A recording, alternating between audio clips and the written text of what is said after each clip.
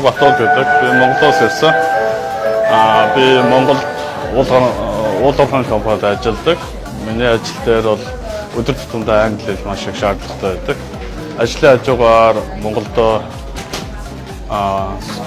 хэлний сургалтын газруудад явж байгаа боловч дөрөвтэй үр дүн өгөөгөө. Тийм учраас Mass Academy-аар дамжуулаад CIA сургуульд ирж суралцсантай баяртай байна. Энэ сургуулийн хувьд бол орчинд нь мэргэжлийн багш нараар, академик багш нараар заалгаж яриа болон дүрмдээ сайжруулж байгаа маш их баяртай байна.